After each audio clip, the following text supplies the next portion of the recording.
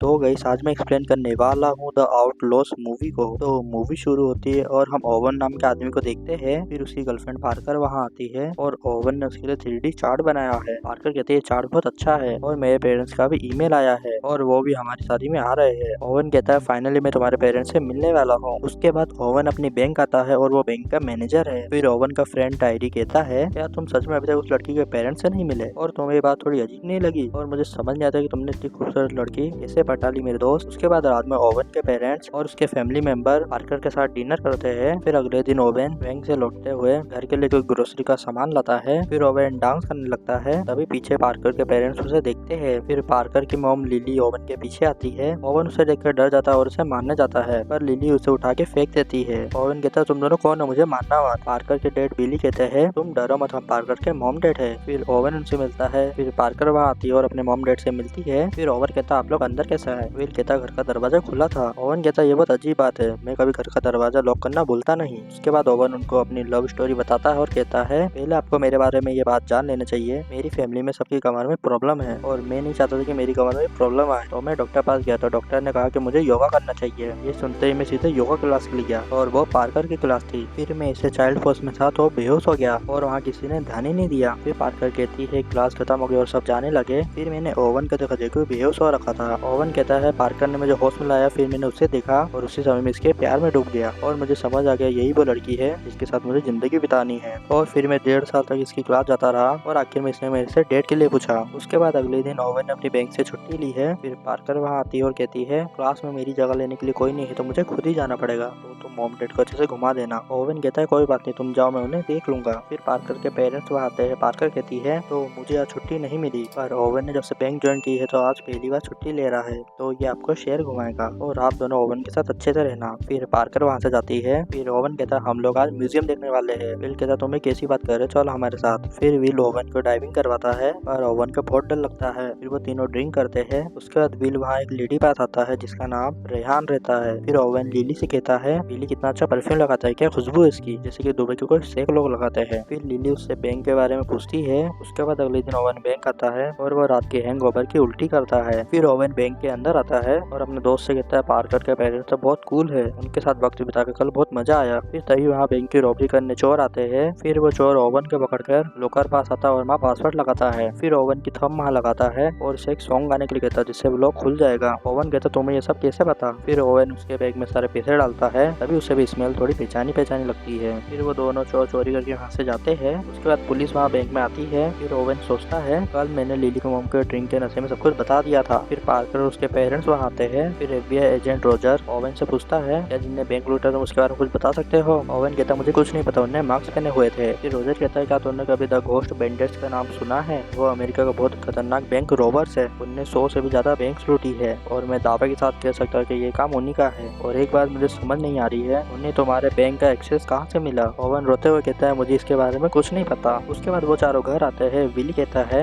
ये देखो तुम्हारे लिए गिफ्ट है, ये कार हमने तुम्हारे लिए खरीदी है। ओवन कहता है तो आज आप पूरे दिन ये कर रहे थे, कार खरीद रहे थे। फिर ओवन टायरी से बात करता है और कहता है मैं पूरा श्योर हूँ कि वो बैंक रॉबर्स पार्कर के पेरेंट्स थे, ये बात मैं पार्कर को बता दूं क्या। टायरी कहता है अगर तुम अपने फियोन्सी के पेरेंट्स पर बैंक रॉबरी का इल्जाम लगाओगे तो तुम्हारी शादी टूट जाएगी और अभी तुम मान लो कि ऐसा कुछ हुआ ही नहीं। और तुमने क्या कहा, तुमने उन्हें बैंक का कोड बताया था और इसका मतलब है कि उनकी बैंक रॉबरी में तुम्हारा भी हाथ है, इसका मतलब तुम भी चोर कहलाओगे। फिर पार्कर वहाँ आती है और कहती है किससे बात कर रहे हो। ओवन कहता है बेकरी वाले से, उसने कहा वो अपनी वेडिंग में केक नहीं ला सकता तो हमें दूसरी बेकरी से केक खरीदना पड़ेगा। उसके बाद ओवन अपने पेरेंट्स पास आता है और कहता है मुझे लगता है पार्कर के पेरेंट्स क्रिमिनल्स है और मुझे लगता है उन दोनों ने मेरा बैंक लूटा था और जब तक मैं पता नहीं लगा सकता तब तक पार्कर को मैं कुछ नहीं बताऊंगा और आप दोनों को मेरी हेल्प करनी होगी। और उसके पेरेंट्स आ रहे हैं तो उनसे बहुत ही पर्सनल सवाल करना आप लोग। फिर पार्कर और उसके पेरेंट्स वहाँ आते हैं। फिर वो दोनों ओवन के पेरेंट्स से मिलते हैं। फिर ओवन के पेरेंट्स उनसे अजीब से सवाल जवाब करते हैं। पार्कर कहती है ये सब क्या है। फिर वो घर आते हैं। पार्कर कहती है वो सब डिनर में क्या चल रहा था और जो भी बात है तुम मुझे खुल के बता सकते हो, मैं गुस्सा नहीं करूंगी। फिर ओवन कहता है तो सुनो, मुझे लगता है कि बैंक तुम्हारे पेरेंट्स ने लूटा है और उनमें से एक को मेरा नाम पता था और उस आदमी से तुम्हारे डैड के परफ्यूम की खुशबू भी आ रही थी। पार्कर कहती है तुम ये क्या कर रहे हो, तुम इतना श्योर कैसे हो और तुम मेरे पेरेंट्स पे इल्जाम कैसे लगा सकते हो, तुम्हारा दिमाग खराब हो गया है। उसके बाद अगले दिन वो दोनों कार से वहाँ जाते हैं। ओवन उनका पीछा करता है फिर वो दोनों रिहान के पास आते हैं। फिर हम ओवन को देखते हैं जो छुप के वहाँ आता है और डॉग्स उसके पीछे लग जाते हैं। फिर वो पेड़ पर लटक जाता है। फिर बिली उसे पैसे देता है और कहता है ये तुम्हारे पूरे पैसे हैं। रिहान कहती है ये काफी नहीं है, मुझे 5 मिलियन और चाहिए। तुम्हारे पास ये पूरा हफ्ता है मेरे पैसे लौटाने के लिए, और इस हफ्ते तुम्हारी बेटी की शादी भी है ना। और तुम्हें क्या लगा मुझे नहीं पता होगा कि तुम्हारी एक बेटी भी है? अगर तुमने मेरे पैसे नहीं लौटाए तो मुझसे मार दूंगी। उसकी ये सब बातें ओवन छुप के सुन लेता है। उसके बाद ओवन कार लेके वहाँ से जाता है। फिर FBI ऑफिसर वहाँ आता है और उसे कहता है मुझे तुम्हारी कार की डिक्की चेक करनी है। फिर वो ओवन की डिक्की चेक करते हैं, उन्हें बैंक रॉबरी का सामान मिलता है। ओवन कहता है किसी ने मेरे कार की डिक्की में रख दिया होगा। रॉजर कहता जल्दी बता तुम किसके लिए काम करते हो, नहीं तो तुम्हें जेल में डाल दूंगा। और मैं घोस्ट बैंडिट को ढूंढने में इतना पागल हो गया तो मेरी बीवी मुझे छोड़ के चले गई। ओवन कहता ये सब मैंने नहीं किया, मेरे लॉस ने किया है, उन्होंने मेरा बैंक लूटा था। रॉजर कहता तुम सच है तो ये साबित करो, तुम रिकॉर्डर पहनो और उनसे कन्फेस करो, और खुद को बचाना है तो मेरी मदद करो। फिर ओवन घर आता है और पार्कर से कहता है मुझे तुमसे बात करनी है। यही वहाँ उसके पेरेंट्स आते हैं। पार्कर कहती है अब हमें चलना चाहिए, हमें बेकरी जाना है। उसके बाद वो लोग बेकरी आते हैं और FBI भी उनके पीछे आती है। फिर वो बेकरी के अंदर आते हैं। फिर वहाँ के नाम की लेडी उनका वेलकम करती है। फिर वो चारों वहाँ का केक टेस्ट करते हैं। उसके बाद ओवन पार्कर से कहता है मैं तुमसे अकेले में बात करना चाहता हूँ। फिर वो साइड में आते हैं। ओवन कहता है FBI उन्हें लगता है कि मैंने अपना खुद बैंक लूटा है और उन्होंने मुझे माइक्रोफोन भी लगाया है। तभी वहाँ रेहान और उसके गुंडे आते हैं। फिर वो पार्कर को पकड़ लेती है और कहती है कोई आगे नहीं आएगा। बिली कहता है रेहान मेरी बेटी को छोड़ दो, मैंने तुमसे कहा ना तुम्हारा पैसा मिल जाएगा। रेहान कहती है हाँ तुमने कहा था, पर तुम लोग झूठे हो और मुझे फिर से लगा कि तुम 5-6 साल के लिए गायब हो जाओगे, इसलिए मैंने सोचा कि जब तक तुम पैसे नहीं देते तुम्हारी बेटी को उठा लिया जाए। फिर ये सब बातें रोजर सुन लेता है और अपने डिक्की में से गन निकालता है। पार्कर कहती है तो डेट ओवन आप लोगों के बारे में सही था।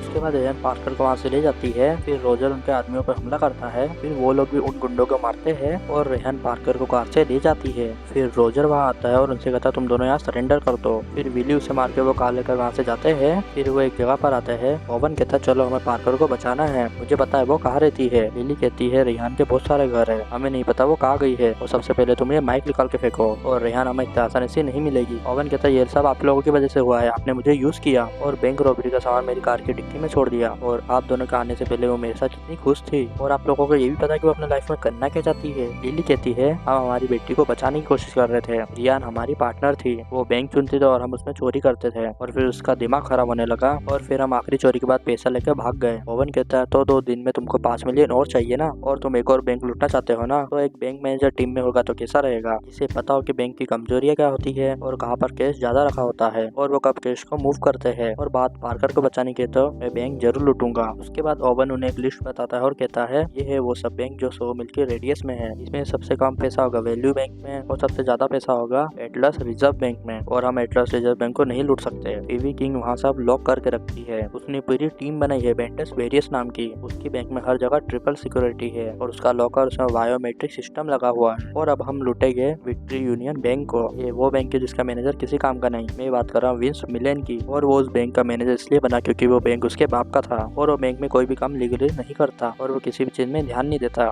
फिर वो अपनी एक ट्रक को अपनी दूसरी ब्रांच में भेजता है पैसे जमा करने के लिए, तो हम वो तीसरी ब्रांच से उसका ट्रक लूट ले तो हमारे पास बहुत पैसा होगा और मुझे इस काम के लिए गन चाहिए। फिर विलू इसे एक गन देता है और कहता है ये वाटर गन है। उसके बाद ओवन श्रेक का गेटअप लेकर उस बैंक में आता है। फिर पैसे लेने के लिए बैंक के ट्रक वहाँ आते हैं और विली उसे देखता है। फिर लिली बैंक में गोलियां चलाती है। फिर लिली पैसे की बोरी लेकर बाहर आती है और वो दूसरे ट्रक में से भी पैसे लेकर के अपनी कार में रखते हैं। फिर एक पुलिस वाला गन लेकर उनके पास आता है। विली और लिली उसे मारते हैं और इधर ओवन के एक आदमी मारता है और उसे हार्ट अटैक आ जाता है। फिर ओवन उसे ठीक कर देता है। फिर ओवन बाहर आता है और पुलिस वाले उस पर गोलियां चलाते हैं। ओवन देखता है उस ट्रक में चाबी लगी है। फिर वो उन दोनों को ट्रक में बैठा के वहाँ से भागता है और तभी सारे पैसे गिनने लगते हैं। उसके बाद पुलिस उनके पीछे लग जाती है। फिर वो पुलिस वाले से बच के बाहर आ जाते हैं और उनके सारे पैसे उड़ गए, सिर्फ $60 बचे हैं। फिर वो दोनों ओवन पे गुस्सा करते हैं। ओवन कहता है मैं एक आइडिया दूं, अब हम एटलस रिजर्व लूटते हैं। बिली कहता है तुमने तो कहा था कोई उस बैंक को अकेले लूट नहीं सकता। ओवन कहता है अकेले नहीं पर तीनों मिलकर लूट सकते हैं और मेरे पास वहाँ घुसने का एक रास्ता है। फिर बिली ओवन के डैड को कॉल करता है और कहता है मैंने तुम्हारे बेटे को किडनैप कर लिया है और मैं उसे इस्तेमाल करके बैंक लूटने वाला हूँ, और कल सुबह ओवन के बैंक में पहुंच जाना और गाड़ी की टंकी फुल रखना। ओवन झूठ मार रो के बताता है और कहता है आप ये बात FBI एजेंट को मत बताना, नहीं तो ये मुझे मार डालेगा। उसके बाद अगले दिन उसके मॉम डैड रोजर के साथ उसकी बैंक के बाहर आते हैं और कार में बैठे रहते हैं। फिर वो तीनों एटलस बैंक के बाहर रहते हैं। विली ओवन का गन देता है और कहता है इस बार ये असली गन है, सोच समझ के चलाना। फिर ओवन बैंक के अंदर आता है और फेवी किंग से कहता है मेरा बैंक लूट गया था और मैं रोवर्स को रोकने के लिए कुछ भी नहीं कर पाया और प्लीज मेरी मदद करो, क्या तुम अपना वॉल्ट दिखाओगी, मैं बस तुम्हारा सिक्योरिटी सिस्टम देखना चाहता हूँ। उसके बाद फोबी ओवन के अपने सिक्योरिटी बताती है। फिर वो वहाँ पासवर्ड डालती है। ओवन उसे देखता है। फिर वो पासवर्ड डालकर लॉकर खोलती है और लॉकर के अंदर एक को लॉकर रहता है। फिर हम टायरी को देखते हैं जो बैंक से बाहर आता है और वो देखता है